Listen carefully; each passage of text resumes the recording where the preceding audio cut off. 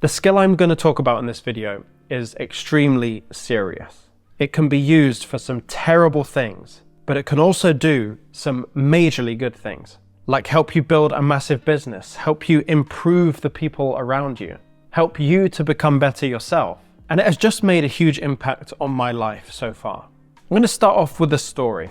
The story is about a man and his daughter. Every day his daughter wakes up and goes off to school. And before she goes out that door, the father says, "Bye, you're ugly." It sounds a bit funny, but listen to the story.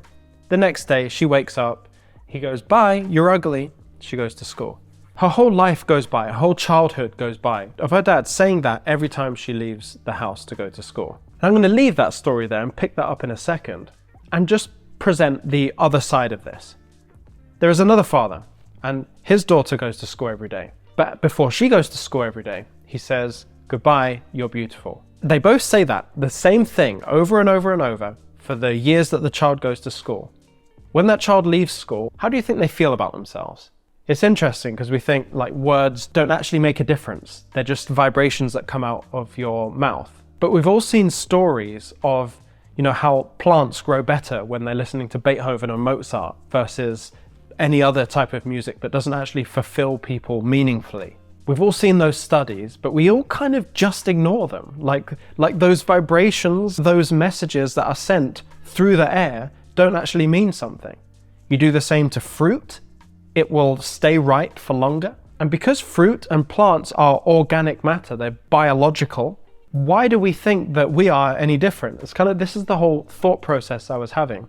And even a few weeks ago when we were in Italy, myself, Lee the editor, and Stuart, who was also helping on that trip, we got to talking about people that we knew that really are set in their ways and they just won't change. And these people are just like stagnant and there's no improvement there. A very interesting kind of dynamic with these people. And we were talking about getting the most out of these people despite how restrictive they are. And it reminded me the whole time of this book that I read, which really started me on my journey of reading books, aside from Tim Ferriss's 4-Hour Workweek. But that's maybe another video.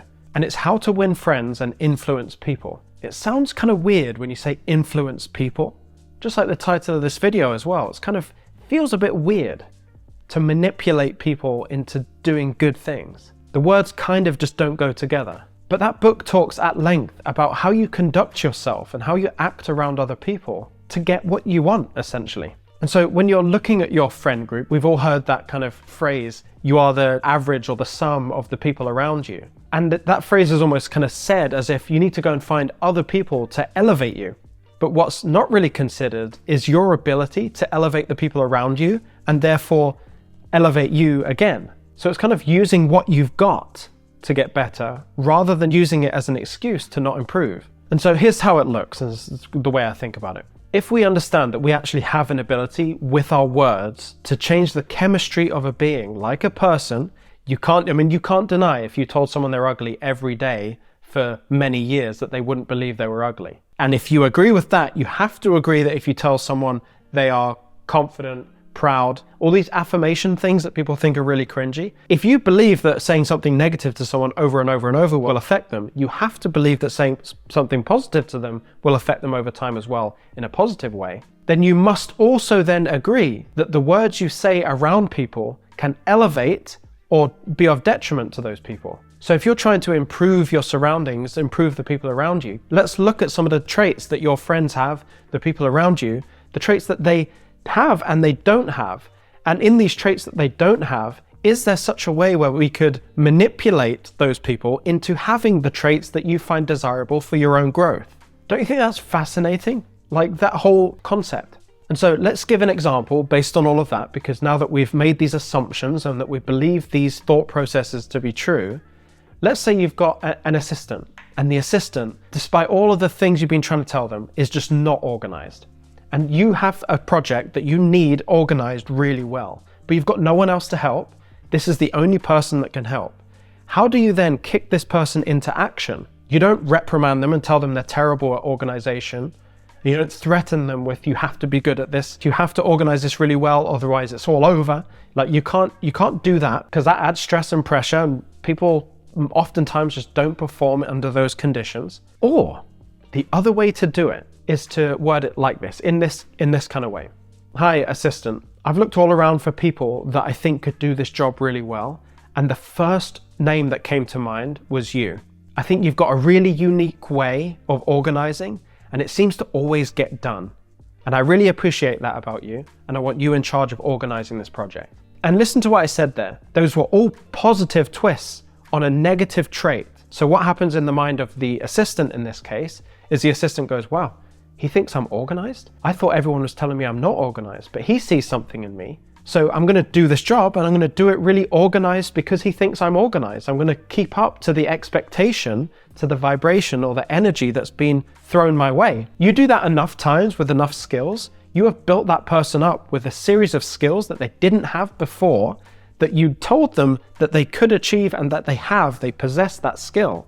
And you've built them up to a point where now this person actually is organized, or they actually do have enthusiasm for these things. And I talk about enthusiasm there. You could have someone who's completely disinterested in one specific part of the business, or a family member that's disinterested in helping you with this specific thing.